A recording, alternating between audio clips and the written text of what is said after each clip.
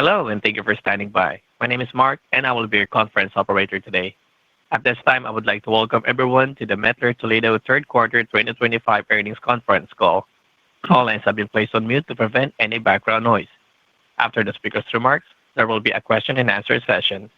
If you would like to ask a question during this time, simply press star followed by the number one on your telephone keypad.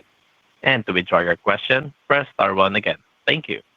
Now, I would like to turn the call over to Adam Uhlman, Head of Investor Relations. Please go ahead. Hey, thanks, Mark, and good morning, everyone. Thanks for joining us. On the call with me today is Patrick Kaltenbach, our Chief Executive Officer, and Shawn Vadala, our Chief Financial Officer. Let me cover some administrative matters. This call is being webcast and is available for replay on MTD.com. A copy of the press release and the presentation that we will refer to on today's call is also available on our website. This call will include forward-looking statements within the meaning of the U.S. Securities Act of 1933 and the U.S. Securities Exchange Act of 1934. These statements involve risks, uncertainties, and other factors that may cause our actual results, financial condition, performance, and achievements to be materially different from those expressed or implied by any forward-looking statements. For a discussion of these risks and uncertainties, please see our recent annual report on Form 10-K and quarterly and current reports filed with the SEC. The company disclaims any obligation or undertaking to update any forward-looking statement except as required by law. On today's call, we will use non-GAAP financial measures, and a reconciliation to these non-GAAP financial measures to the most directly comparable GAAP measure is provided in the 8-K. Let me now turn the call over to Patrick. Thank you, Adam, and good morning, everyone. We appreciate you joining our call today. Last night, we reported our third quarter financial results, the details of which are outlined for you on page 3 of our presentation. Our third quarter results were strong and reflected very good growth, especially in industrial. I am very pleased with our team's strong execution as we leverage our Spinnaker sales and marketing program and innovative product portfolio to drive growth while delivering solid EPS. Looking ahead, we are well positioned to capture growth opportunities while benefiting from trends like automation, digitalization, and onshoring. We continue to remain very agile as we face several uncertainties in global trade disputes and governmental policies. We are confident that our strategic initiatives and strong culture of innovation and operational excellence will enable us to continue delivering strong performance in this dynamic environment. Let me now turn the call over to Shawn to cover the financial results and our guidance, and then I will come back with some additional commentary on the business and our outlook. Shawn? Thanks, Patrick, and good morning, everyone. Sales in the quarter were $1.03 billion, which represented an increase in local currency of 6% and was 5% excluding several recently completed acquisitions. On a U.S. dollar reported basis, sales increased 8%. On slide number 4, we show sales growth by region. Local currency sales increased 10% in the Americas, including a 1% benefit from acquisitions, 6% in Europe, and 1% in Asia, rest of the world. Local currency sales in China increased 2% during the quarter. Slide number 5 shows local currency sales growth by region on a year-to-date basis. On slide number 6, we summarize local currency sales growth by product area. For the quarter, laboratory sales increased 4%, while industrial increased 9% and included a 1% benefit from recent acquisitions. Excluding acquisitions, core industrial grew 10% and product inspection grew 7%. Food retail grew 5% in the quarter. Lastly, service grew 8% in the quarter and included a 1% benefit from acquisitions. Slide number 7 summarizes our local currency sales growth by product area on a year-to-date basis. Let me now move to the rest of the P&L, which is summarized on slide number 8. Gross margin was 59.2% in the quarter, a decrease of 80 basis points, primarily due to incremental tariff costs, offset in part by positive price realization and benefits from our Stern Drive program. R&D amounted to $51.1 million in the quarter, which is a 4% increase in local currency over the prior year. SG&A amounted to $248.4 million, a 6% increase in local currency over the prior year, which includes sales and marketing investments. Adjusted operating profit amounted to $309.9 million in the quarter, up 5% versus the prior year. Adjusted operating margin was 30.1%, a decrease of 100 basis points or down 30 basis points on a currency-neutral basis versus the prior year. We estimate the gross impact of tariffs reduced our operating margin by 140 basis points. A couple of final comments on the P&L. Amortization amounted to $20 million in the quarter. Interest expense was $17.7 million, and adjusted other income amounted to $4.3 million. Our effective tax rate was 19% in the quarter. This rate is before discrete items and is adjusted for the timing of stock option exercises. Fully diluted shares amounted to 20.6 million, which is approximately a 3% decline from the prior year. Adjusted EPS for the quarter was $11.15, a 9% increase over the prior year. Incremental tariff costs were a gross headwind to EPS of 6%. On a reported basis in the quarter, EPS was $10.57 as compared to $9.96 in the prior year. Reported EPS in the quarter included 26 cents of purchase intangible amortization, 29 cents of restructuring and acquisition transaction costs, and a 3-cent tax headwind related to the timing of stock option exercises. Slide number 9 summarizes our year-to-date P&L. Local currency sales increased 2% for the 9-month period. Adjusting operating profit declined 2%, and our operating margin contracted 130 basis points. Adjusted EPS increased 2%. Excluding the impact of 2023 shipping delays that benefited 2024 results, we estimate local currency sales grew 4% on a year-to-date basis. Operating margin declined 10 basis points, and adjusted EPS grew 7%. Gross tariff costs reduced operating profit by 3% and EPS by 4% on a year-to-date basis. That covers the P&L, and let me now comment on adjusted free cash flow, which amounted to $689.5 million for the first 9 months, a 6% increase on a per-share basis. DSO was 34 days, while ITO was 4.2 times. As mentioned, we completed several smaller acquisitions that add to our North American distribution footprint, add new service capabilities, and expand on our life science equipment offering. Overall, we paid approximately $75 million related to these acquisitions and may pay contingent consideration up to $31 million in the future.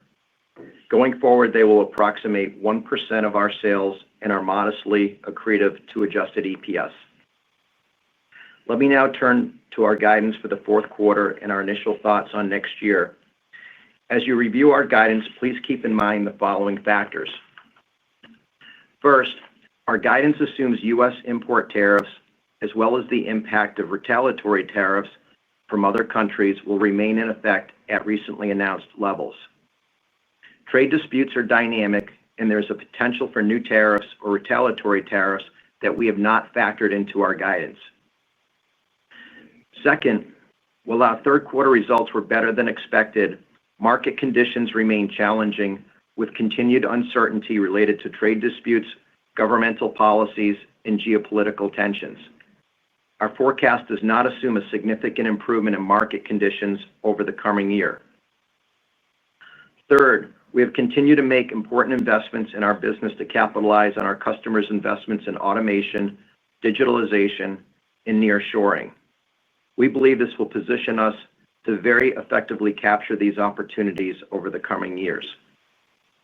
And finally, please keep in mind that our third-party logistics provider delays negatively impacted our Q4 2023 results by $58 million, nearly all of which was recovered in our Q1 2024 results.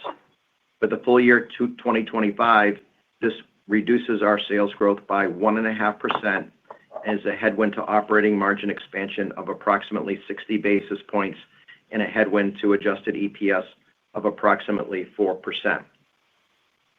Now turning to our guidance. For the fourth quarter of 2025, we expect local currency sales to grow approximately 3%. Operating margin is expected to decrease approximately 200 basis points or down 130 basis points on a currency-neutral basis at the midpoint of our range due to higher tariff costs. We expect adjusted EPS to be in the range of $12.68 to $12.88, a growth rate of 2 to 4%. Included within the EPS guidance is a gross headwind of approximately 7% from higher tariff costs. Currency for the quarter at recent spot rates would be a benefit to the fourth quarter sales by approximately 2.5% and would be neutral to adjusted EPS. For the full year 2025, our local currency sales growth forecast is approximately 2% or up 3.5% excluding the shipping delays. Adjusted EPS is forecast to be in the range of $42.05 to $42.25, which represents a growth rate of 2 to 3% or 6 to 7% excluding the impact of prior year shipping delays. Adjusted EPS also includes a gross headwind of approximately 5% from higher tariff costs. We've also provided our initial guidance for 2026, and based on our assessment of market conditions today, we would expect local currency sales to increase approximately 4%. Adjusted EPS is forecast to be in the range of $45.35 to $46, which represents a growth rate of 8 to 9%. At recent spot rates, foreign exchange is estimated to be a 1% benefit to sales and a slight headwind to EPS. Lastly, I would like to share a few other details on our 2026 guidance to help you as you update your models. We expect total amortization, including purchased intangible amortization, to be approximately $77 million. Purchased intangible amortization is excluded from adjusted EPS and is estimated at $26 million on a pre-tax basis or approximately $1 per share. Interest expense is forecast at $72 million, while other income is estimated at approximately $12 million. We expect our tax rate before discrete items will remain at 19% in 2026. Free cash flow is expected to be approximately $865 million in 2025 and $900 million in 2026 As mentioned earlier, we recently completed several small acquisitions that approximate $75 million of consideration in 2025 and have adjusted our share repurchase program accordingly. Share repurchases are now expected to be $800 million for the full year 2025, and share repurchases in 2026 are expected to be in the range of $825 million to $875 million. Our capital allocation philosophy is unchanged, and you will see us continue to use our free cash flow primarily for share repurchases and small bolt-on acquisitions.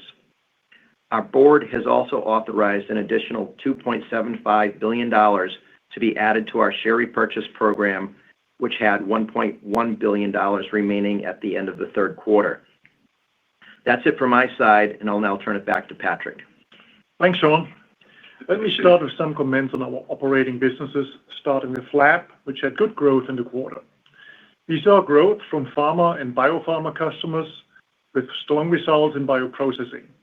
These results were offset in part by softer demand from academia, biotech, and the chemical sectors. We are optimistic that some of the market uncertainty could ease in 2026, but we have also not assumed a significant recovery next year. Amid a challenging market backdrop, Lab has benefited from the many innovations we have introduced into the market. Most recently, we have launched the 9-Focus pH meter, our new high-performance multi-parameter benchtop meter for pH, conductivity, ion concentration, and dissolved oxygen measurements. When used with our broad offering of digital sensors, 9Focus provides consistent, accurate results that support regulatory compliance with automatic data transfer to our LabX software. Our instrument can also be paired with our in-motion autosampler automation solution that allows users to calibrate, verify, and measure over 300 samples fully automatically. Turning to our industrial business, growth in our core industrial business was very strong this quarter, especially in the Americas, although it benefited from easy multi-year growth comparisons and favorable timing of customer activity. Global market conditions for industrials are soft, and our sales are expected to grow low single digits in the fourth quarter. Looking ahead, our industrial business is well positioned to benefit from increased replacement demand as market conditions improve, and it is also poised to benefit from nearshoring investments over the coming years. Turning to product inspection, sales growth was very strong again this quarter, despite challenging market conditions in food manufacturing industry. Our unique go-to-market approaches and innovative portfolio are supporting market share gains, and we look forward to continued growth over the coming year. Lastly, food retail sales grew 5% against easy year-ago comparisons. Now let me make some additional comments by geography, starting in the Americas, which had good growth across most of the portfolio, especially with our industrial solutions. Growth in our laboratory business was good and included strong bioprocessing growth. Turning to Europe, our results were very good this quarter and better than we had expected. Our industrial business delivered very strong results, while lab had more modest growth. Finally, Asia and the rest of the world grew modestly and was slightly better than expected. Our business in China also grew modestly in the quarter and included growth in our industrial business for the first time in over 2 years. Our team has remained highly agile and successful in identifying opportunities in China, and while we are monitoring efforts by the central government to reduce excess capacity across certain industry, we believe we are well positioned to continue to capture growth as conditions improve, and should also benefit from trends such as the latest China pharmacopoeia update. In summary, we are very pleased with the strong execution from our team that has allowed us to deliver very good results. I recently came off our annual budget tour and met with senior leaders across the globe, and I'm inspired by the excellent progress our teams are making on our initiatives. Throughout 2025, our team's resilience and agility have been important differentiators that have allowed us to successfully navigate very challenging market conditions. Our high-performance culture is a hallmark of our success and appears to shine the brightest during challenging times. Looking ahead, we are confident that our unique growth initiatives and focus on operational excellence will provide tangible benefits over the coming year. We continue to invest in global market trends around automation, digitalization, nearshoring, and hot segments, and believe we are well positioned to capture growth around the world. Our team's passion to pursue these opportunities is inspiring, and we have several initiatives that further strengthen our capabilities to serve customers as we also benefit from our significant digitalization investments over the past several years. Innovation is essential to our success, and we continue to advance the digital capabilities of our products, services, and software to provide additional insights and productivity improvements to our customers, with many examples throughout their value chain. Spinnaker 6 has strong traction, and our global teams are actively deploying new digital solutions to further increase our effectiveness and improve our customers' digital experience. We are also further increasing our ability to identify growth opportunities via our Spinnaker program and Top K initiative, and we are enhancing the capabilities of our sales force to leverage AI to further optimize our pipeline management. Service also remains a significant growth opportunity given our large installed base of instruments and we continue to invest and leverage sophisticated analytics to identify and capture these opportunities. Internal productivity improvements from digital tools and automation also continue to be exciting opportunities.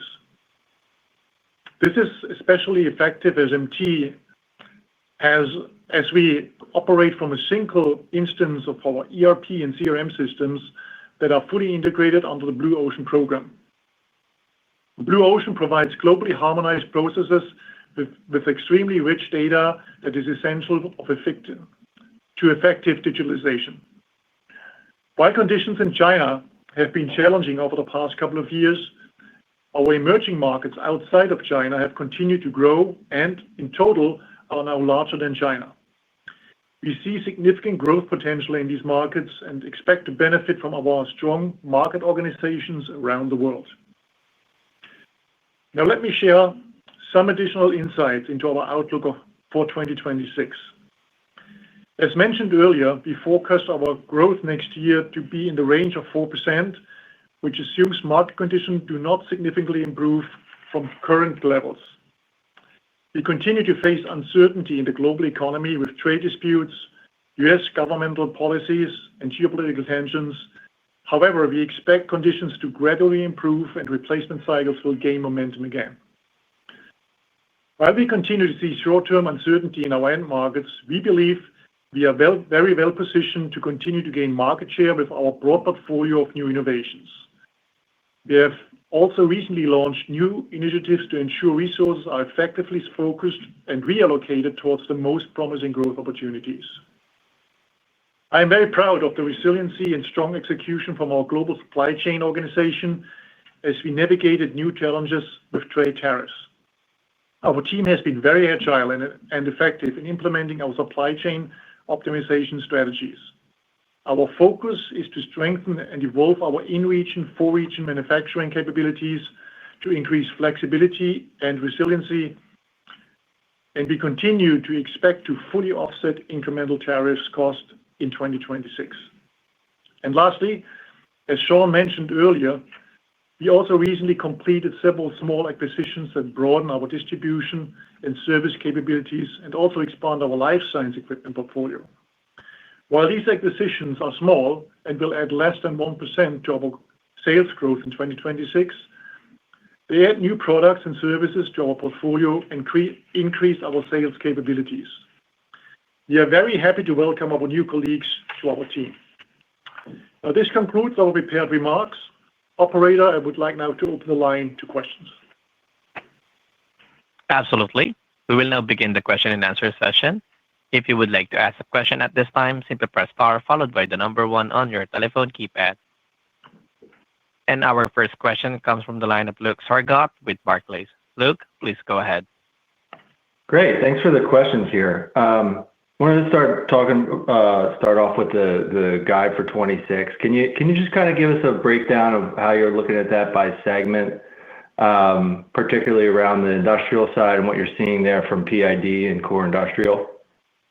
Yeah. Hey, Luke, this is Sean. I'll take that one. So for 2026, we're looking at low to mid-single digit growth in our laboratory business. Of course, we'd probably expect to do better than the average on our process analytics. We saw really good momentum in bioprocessing in the quarter that we expect to kind of continue into next year. Maybe the other side of that is that, you know, the early research area, like where we participate with like liquid handling, will be a little bit softer. In the industrial business, we're estimating core industrial to be low to mid-single digit and product inspection to also be low to mid-single digit. Both of them will have like a modest benefit from some of these smaller acquisitions that we talked about. And then retail would be, we estimate it to be flat for next year. And then if you break it down by geography, we're assuming the Americas at mid-single digit with low single digit growth in Europe and China. Great, thanks. And then as I think about the overall consumer market and some of the more consumer-facing, segments like PID, and what you're seeing there as the consumer starts getting weaker, how is that kind of playing out when you're thinking about, based in that guide and how the pacing has been through the quarter and into 4Q. Yeah, I mean, we've been really pleased with the results in that business this year. I mean, if you think about the end market still is challenging. I mean, 70% of that business is sold into food manufacturing. But the dynamic we've seen is that we've invested a lot in innovation over the last few years, and we've really been able to build out our portfolio, particularly targeted towards the middle market. And we find that to be a sweeter spot in terms of where there's growth opportunities as well. And so when we step back from that, our teams are executing really well, and the recent product innovations are being very well received in the marketplace. And Patrick and I just came out of our annual tour that he talked about in his prepared remarks, and we also spent time with our executives and the board this week. And as we just look at the pipeline of for the future in that business as well as our other businesses, we feel really good about what we have coming out in the future as well too. So I feel like we're competing very well, but you're right, the backdrop is still more challenging market conditions. Great, thank you.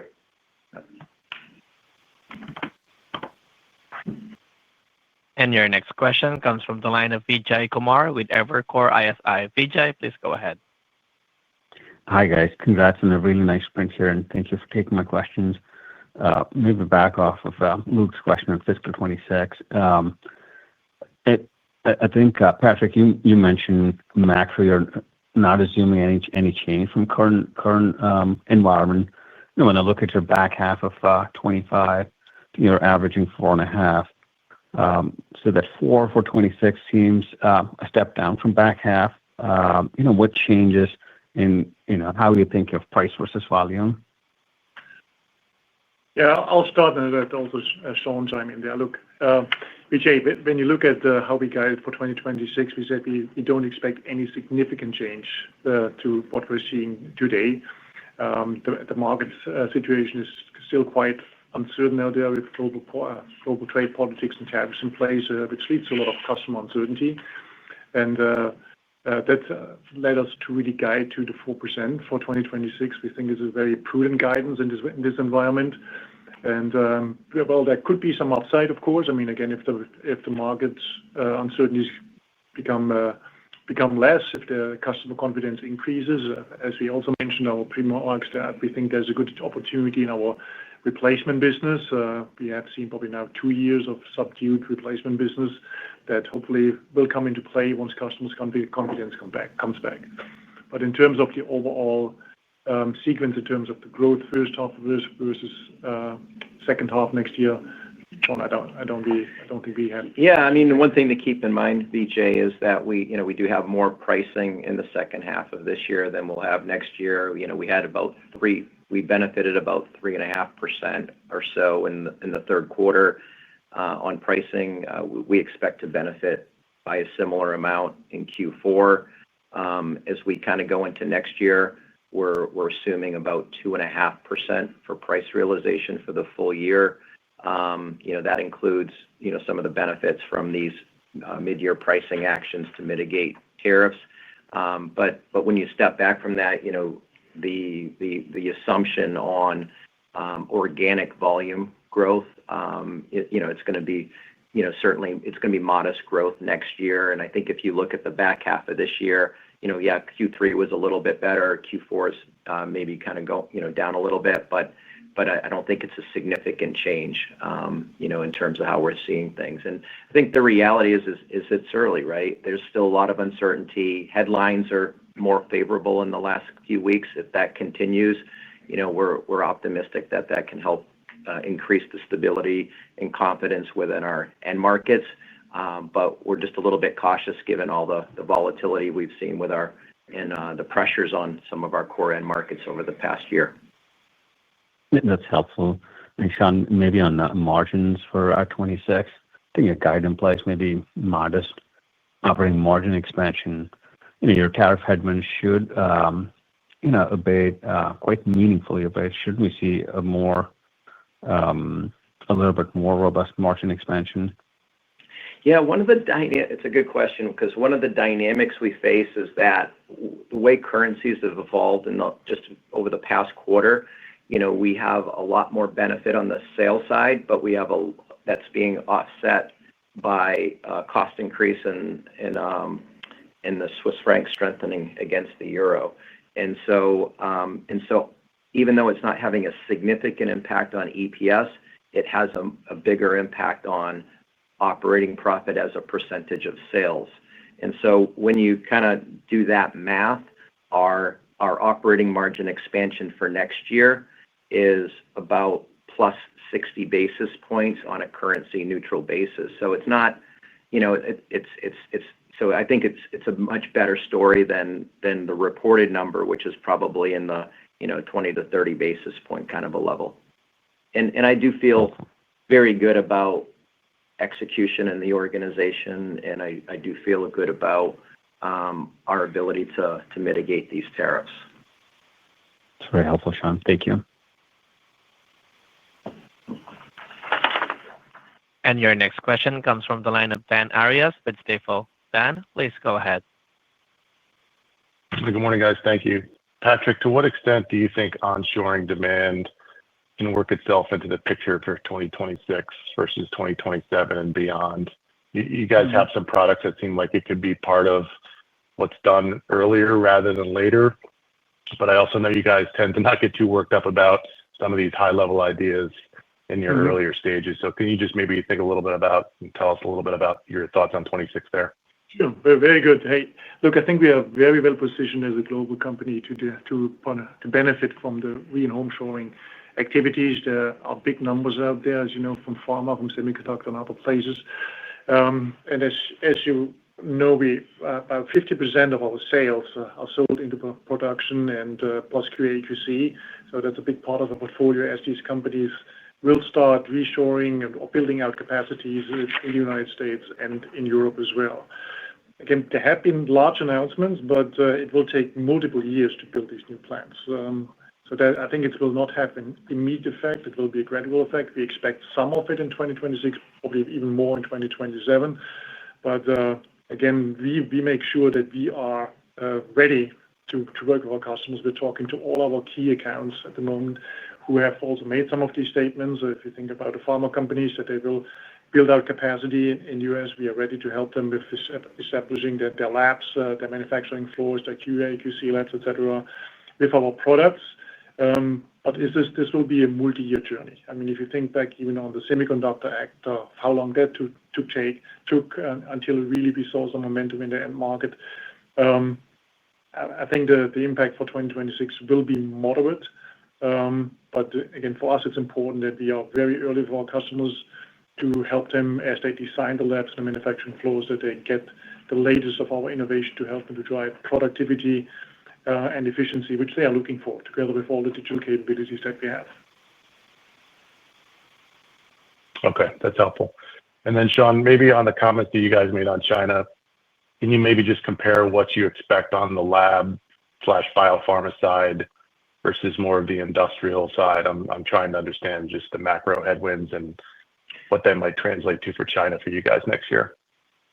Yeah, I mean, we're assuming low single-digit growth in both of those businesses. As Patrick mentioned in the prepared remarks, one of the upsides I think we have on the lab side is the latest update of pharmacopoeia in China, which I think is a nice opportunity.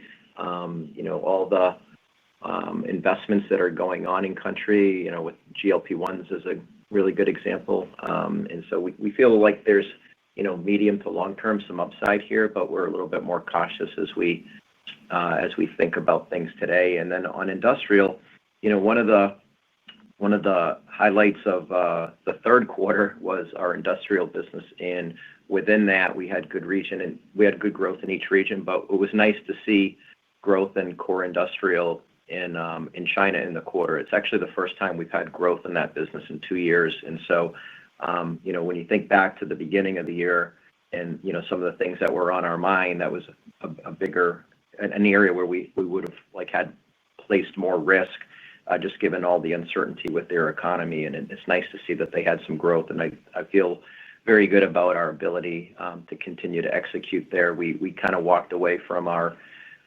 visit there just a month and a half ago, feeling optimistic, and the team was really motivated and engaged. So it was good to see. Okay, thank you. And your next question comes from the line of Brandon Couillard with Wells Fargo. Brandon, please go ahead. Hey, good morning. Patrick, I mean, it's atypical for Mettler to do one deal, much less a handful of them. I'd love if you just kind of elaborate on how this came about, some background on the assets, and really what you think they add to the portfolio. Yeah, good. Hey, thank you, Brandon. Good morning.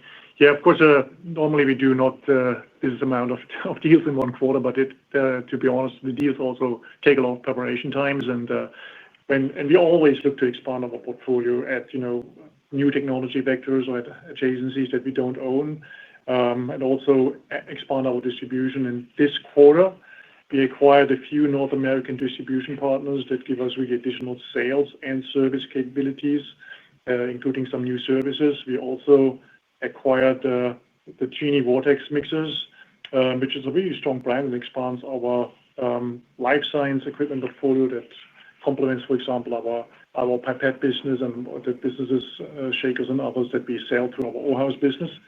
So it has been a good number of smaller acquisitions, not one a big one, but small acquisitions that we will continue to do in the future.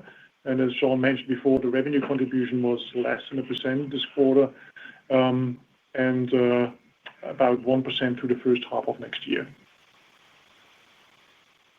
And then just one follow-up, Shawn, did you give the China lab growth in the quarter, and what is embedded for just 25 for China and those two segments specifically? Thanks. Yeah, so for Q3, it was up low single digit. I'm sorry. Let me just confirm that. Yeah, it was up low single digit in Q3, and then for next year, we also expect it to be up low single digit as well.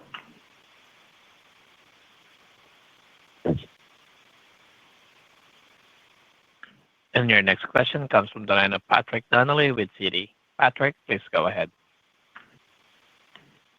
Hey, guys. Thank you for taking questions.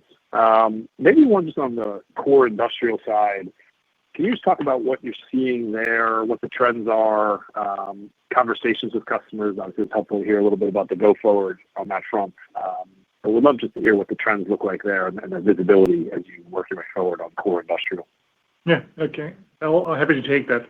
Look, I think we are performing extremely well with our innovative portfolio in a market that is still very challenging. As you know, most of the PMIs are still below 50, but we are benefiting from the demand for automation, digitalization, and this is where our innovative products play strong, and it also helps us differentiate nicely from our competitors, including China. As Shawn mentioned, it was good to see that China came back to growth for the first time in 2 years. We think these soft market conditions probably will continue for some time, but we are very well positioned then in the future also from the onshoring investments in the future, because those will demand a lot of digital capabilities and automation solutions that we have developed and that we either implement directly with end customers or through system integrators. So long story short, I think the market will continue to be challenging in many areas and probably will benefit next year and the year after from the and home-shoring activities. But for us, it's most important that we have a very competitive portfolio and continue to help our customers with their demand for automation and digitalization in a fully compliant environment, and also with products that also have very strong capabilities when it comes to cybersecurity, which we spend a lot of activity as well. Okay, that's helpful. And then maybe on the geography side, I think Europe, flattish year to date. It seems like it's been improving a little bit. I think Shawn talked about low single into next year. What do you guys see in there? Has it been kind of steady improvement? Is it just comps? And again, the confidence level there going forward would be helpful. Thank you, guys. Yeah, I'll go a little bit through the macro of Europe. Again, it's, I would say, a tale of many city series, if you look at how we see the end markets, I would say the Southern European markets actually are performing better than the Northern at the moment or in the mid. I think the biggest stress in Europe, as you can imagine, is probably right now in Central Europe with a large economy in Germany that is under significant pressure still from higher energy costs, etc. You all hear the news about them also offshoring some of their manufacturing in other areas to try to address the cost issues. Nordics has performed well, but then we also had the news coming out of Denmark in the last quarter, so about Novo Nordisk going through some resizing there, and that puts that piece of the market under pressure right now. So it's really a mixed bag, but overall we are pleased with our own performance in Europe. I think it's very important that we leverage our tools to always guide our sales teams to the hot segments that we see there, like bioprocessing. There's a lot of good activities in bioprocessing, for example, some of it in the new energy markets as well, and also in pockets also in semiconductor. Again, I think the story is here. Yes, it's a more difficult environment. We see definitely better momentum right now in the US and in Europe, but we're still very keen on capturing all the growth opportunities to compensate the macro trend that Europe is probably slower at the moment and probably will also be next year a bit slower than the US. Great. Thank you, guys. And your next question comes from the line of Doug Schenkel with Wolfe Research. Doug, please go ahead. Good morning, guys, and thank you for taking the questions. I'm going to try to just throw out two and then get back and just listen, given I'm out of the office. So on the industrial side, lab came in, as we've talked about, pretty well above our model and your guidance at mid-single-digit organic growth. You've talked a little bit about what you're seeing there, but I'm just wondering, how much of this was driven by PA process analytics versus traditional lab equipment, and maybe more specifically, are you seeing increased demand for bioprocessing sensors as several large CDMOs start to build out brownfield plants in the U.S.? And then that's on the lab side. On the industrial side, 9% organic growth is impressive. As I've talked about with you guys, I mean, some of this is a function of maybe the name industrial being a little bit of a misnomer given how the business has evolved. But that being said, still impressive. And last quarter, you said you had visibility into certain projects that would drive maybe a better than typical quarter. And I think this was even better than that. So long wind up to, does this start to normalize? Were there timing dynamics, or is there some real momentum here? Thank you, guys. Yeah, hey, maybe I'll start here. So on the laboratory side, we were very pleased with the quarter. As you mentioned, certainly a highlight in the laboratory portfolio was process analytics. We saw really good growth on bioprocessing.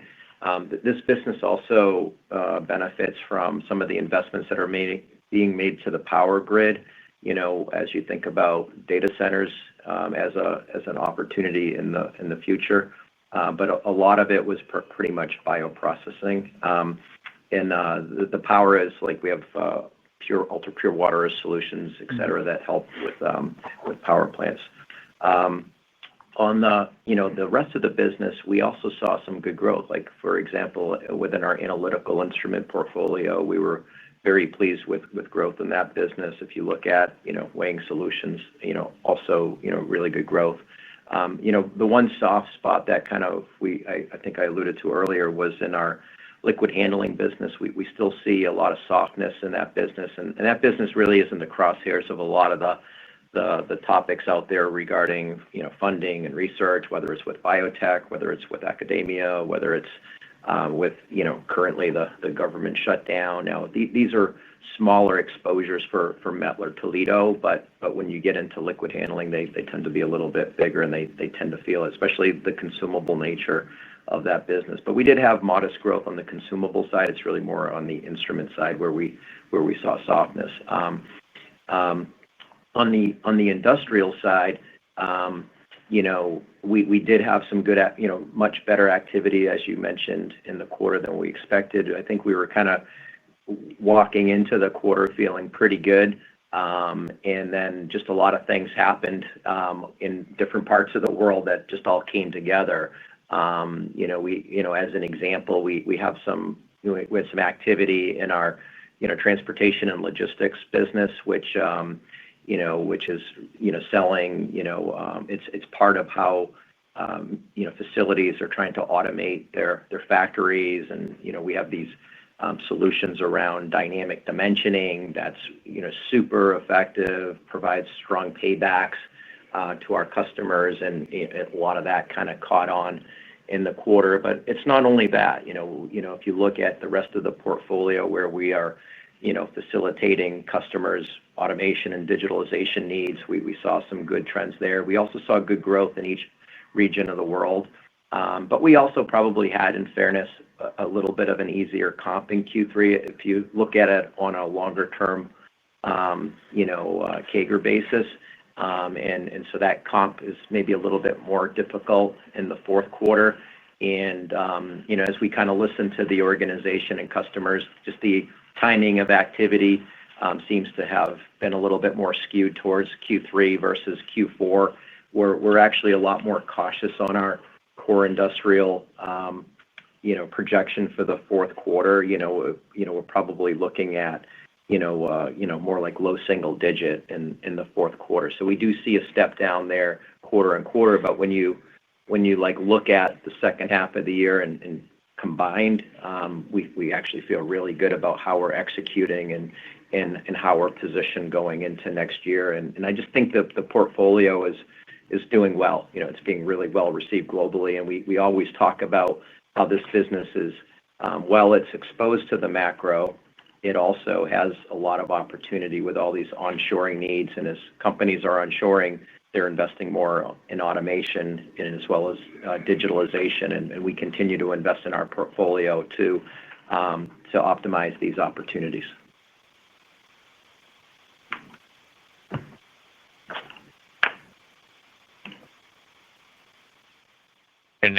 Your next question comes from the line of Michael Ryskin with Bank of America. Michael, please go ahead. Great. Thanks for that question, guys. Can you hear me? Yeah. Yes. Great. I want to follow just kind of what you were just touching on the 4Q moving pieces. Had a lot of questions on sort of comparing 3Q, 4Q. First of all, maybe you could just give us sort of the segment results. You gave us a little bit here and there, but I want to make sure we have all the numbers together. And then just anything on pull forward, timing, what are you assuming for government shutdown? Just are there any other moving pieces? You touched on the comp in core industrial just now, but we'd love to flesh out the 3Q to 4Q dynamic. And I've got a quick follow-up. Thanks. Yeah. Hey, Mike. Hey, maybe I'll walk down the Q3 versus Q4, like you said, so everybody has that, and then I can make a couple of comments on it as well. So in Q3, and lab was up 4%, and our guidance for Q4 is to be up low single digit. As we think about lab, we're a little bit more cautious here on budget flush going into the fourth quarter. I mean, last year, you recall, we actually had a pretty good budget flush. We're not such a budget flush company, but the reality is we do have seasonality in our business. And as we just sit here today, there seems to be a little bit more caution with some of the uncertainties out there around governmental policies. In terms of our core industrial business, as you know, it was up 11%. That was 10% organic. And our guidance for Q4 is up low single digit. We just talked about that. Product inspection was up 7% in Q3, and our expectation is that business grows high single digit in Q4. There's a little bit of there'll be a little bit of acquisition benefit in that number as well. And then retail actually had growth in the quarter, 5%. It's always a lumpy business. They've been on the other side of the lumpiness now for the last couple of years, but it was nice to see growth. And they're actually looking at good growth here in the fourth quarter of about 10%. But it's also against maybe softer comparisons. But that business is actually competing really well. There's some really neat examples of innovation in that business with some like imaging technologies, et cetera. And I think we're competing really well. In terms of the geographies, our business in the Americas grew 10% in Q3. If you exclude the acquisitions, it was 8%. And our guidance for Q4 is to grow mid-single digit. Europe was up 6% in constant currency in Q3, and our guidance is more flattish here. So we're definitely a little bit more cautious on Europe. I mean, as Patrick mentioned, we're executing well there. Europe tends to benefit the most from our Spinnaker programs, just given the magnitude of our direct sales force in terms of our go-to-market strategy. But the economy is a little bit more softer, and I think there's just more uncertainty with a lot of the different topics around trade disputes, et cetera, that have a potential impact on customer behavior. And then China was up 2% in Q3, and we're estimating it up low single digit in the fourth quarter. Okay, that's all incredibly helpful, Shawn. Thanks so much.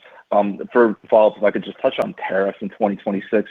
You said a couple of times you're going to fully offset, but just walk us through exactly what that means. Is that fully offset over the course of the year, fully offset as of January 1? Is there like a net tariff impact on EPS next year that you could point to? Just walk us through sort of exactly how that's happening and the mechanics behind it. Thanks. Yeah. So, I mean, we're extremely happy with the organizational performance in this area. As Patrick said in the prepared remarks, our culture does tend to shine the brightest during challenging times, and I just couldn't be more proud of the colleagues in terms of how they've responded to these challenges over this past year. The journey towards offsetting these tariffs also didn't start in 2025. We had also, coming out of COVID, like a lot of other companies, we wanted to create more flexibility in our global supply chain, and we also wanted to de-risk our global supply chain. So we already had some things that we were working on and that we could accelerate over the past year. And then the other thing is that, we also have the opportunity in pricing to mitigate, and I think that comes down to we've been investing a lot in innovation and the value proposition that we're providing to customers. And so fortunately, with strong value propositions, it gave us an opportunity to take a look at pricing in a few areas over the course of the past year. So as we kind of go into next year, I think we should be in pretty good shape. At the beginning of the year in Q1, we'll provide more color on that. At the end of this year, if you want to be a little conservative in your models, that's okay. But I think we'll probably be. I think we should be in pretty good shape, kind of as we start the year next year, and certainly on a full year basis. In terms of what it means, which I can anticipate as a question out there. So tariffs right now are about, if you look at the tariff rate increases that were put in place in 2025, we're probably looking at about a 6% headwind, gross headwind on 2026 and that's the magnitude that we're talking about offsetting. Great, thanks. Appreciate it. And your next question comes from the line of Tycho Peterson with Jefferies. Tycho, please go ahead. Yeah, hi. Good morning. This is Jack on for Tycho. Thanks for the question. Just wanted to double-click on China industrial for a minute. Did China's anti-involution campaign have an impact on the business over there? The macro data seemed to get worse intra-quarter, but didn't seem like you were impacted much at all. So would appreciate any additional granularity on the core industrial side and what you saw in terms of activity. Thanks. Good. Very good. Thanks, Jack. Look, China has struggled with overcapacity for some time now. And if you look at the anti-involution policy, I think it's mainly focused on trying to stop price wars and address overcapacities in areas like solar, steel, and other areas. These are, for us, not really large markets. As we exited the heavy industrial infrastructure-related markets over a decade ago, doesn't mean that we're totally immune to this, but we are now more focused with our industrial portfolio on a broader market. Just really looking for automation capabilities, digitalization features, and that's why we also saw some growth in Q3, frankly. I think our portfolio competes really well in a market that is fighting also for continued increases in productivity, driving costs down, and you only can achieve that through automation and digitalization. I think our portfolio plays really strong there. We have a strong R&D and manufacturing organization in the market that really also understands the local dynamics and the needs of our customers. So I think we're set up well to capture these opportunities. And with that, again, we think we will continue also in China to outperform the underlying market dynamics with our strong portfolio. So again, anti-involution for us, probably not as big as a topic as you would think, because we are not playing in these market segments that are under most pressure or most focused by the government. And the rest of the market still is looking for part of the portfolio opportunities that we can deliver to them.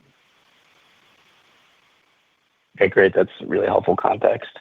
I guess second, you talked a bit about onshoring in the call. Curious how conversations there, particularly among pharma customers, have evolved in the past 45 days or so, with commentary getting better around MFN and other issues sort of clearing up. Thanks. Yeah. Hey, I don't want to repeat myself, but again, there's a lot of big announcements out there, but we're in the very, very early innings with that. So, I mean, it still will take time to build these manufacturing sites and build the labs, etc. Most important for us, as I said, is to really be with the customers as they're in the planning phase to help them to implement the right solutions to not only replicate of what they have seen in other places or have in other places as they try to homeshore it, but really go to the next step in terms of automation digitalization.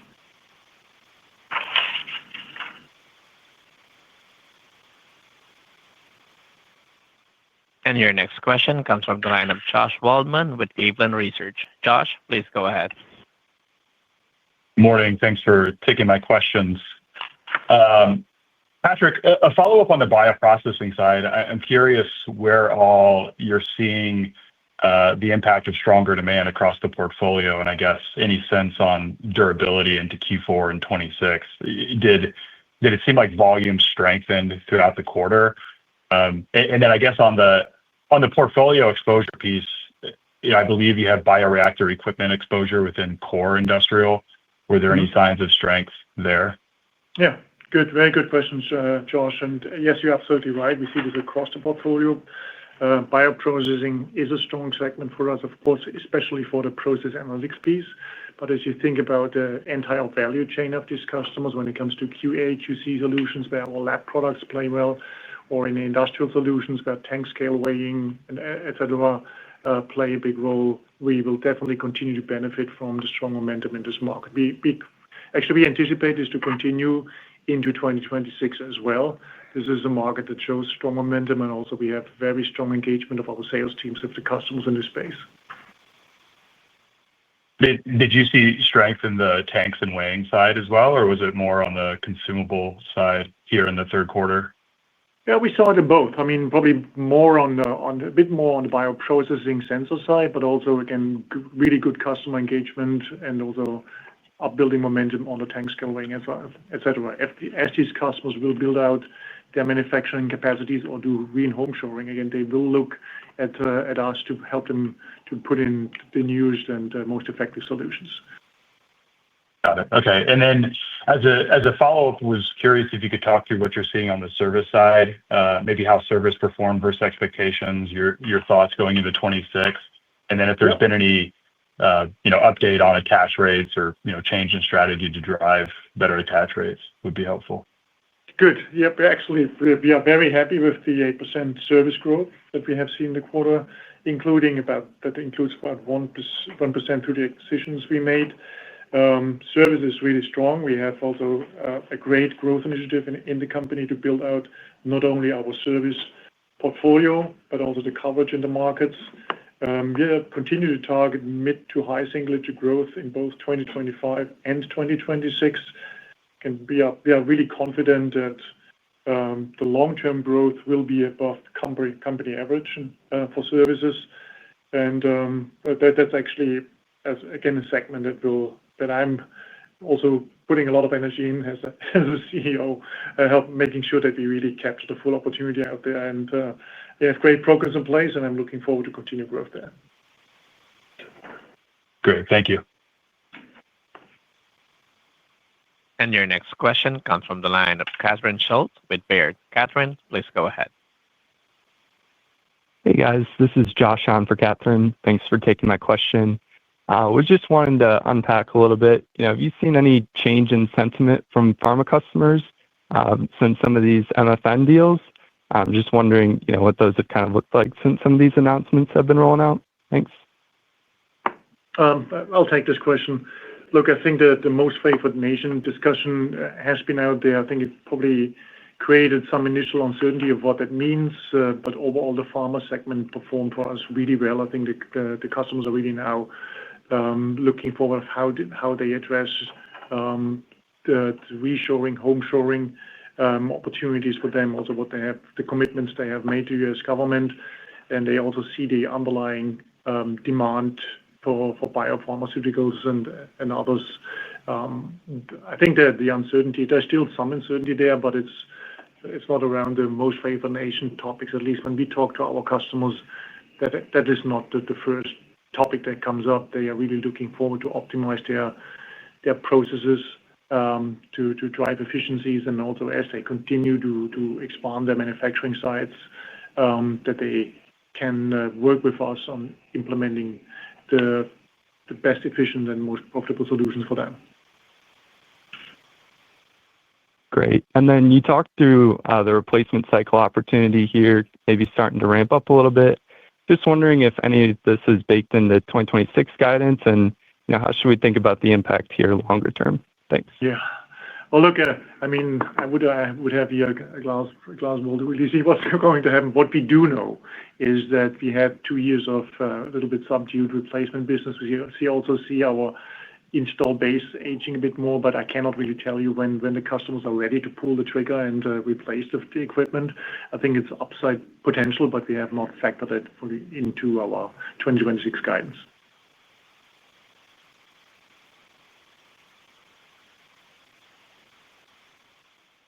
Your next question comes from the line of Casey Woodring with JPMorgan. Casey, please go ahead. Great. Thanks for fitting me in today. Maybe the first one, you mentioned that you were in China recently. Just what's the latest there on the ground in terms of potential stimulus and what that could mean for 2026? Yeah. Hey, Casey. Maybe I'll take that one. We had a really great visit with the Chinese colleagues. As you can imagine, it's a pretty dynamic environment, but what's interesting is just to see how the pace of change there and our teams, like their effectiveness in terms of really being agile in the marketplace really stood out to us. It's a very fast-moving market, and it's really exciting to see how like I said, agile our teams in terms of are identifying and pursuing those opportunities. In terms of stimulus, as we've kind of talked about in the past, it's not so much of a topic for us. I mean, yes, there's maybe a little bit of benefit. Our teams do go after that. But if you just think about the nature of our portfolio and our customers in China, it doesn't lend itself as much to the current program for stimulus. Now, when we start talking about broader programs about fiscal stimulus with bigger packages, we've benefited a lot from those in the past, but the current program is a little bit more isolated in terms of opportunity. Got it. That's helpful. Maybe if you could just unpack the Product Inspection performance, that 7% growth number in the quarter. Understand the comp dynamic you mentioned earlier, but in the past, you've talked about this sort of strategy shift towards focusing on the mid-range market there that's really driving growth. Just curious if that's a tailwind that you're assuming extends into 2026, and the sustainability there? Thank you. Yeah, I mean, like I said earlier, we feel very good about the performance here. We feel really good about the portfolio. We have come out with new products over the last few years. And the nice thing is that the cadence of product introductions will continue. And we'll continue to see some nice things coming out over the course of next year as well to help. And I feel like that's what gives us a little bit of confidence in our ability to sustain here. Now, again, it's of course against a more challenging backdrop, but we do have good momentum. And I think there's even some synergy opportunities with some of these acquisitions as well. One of them in particular has like some additional services that we didn't provide in the past, and that we feel like is an opportunity that we can leverage.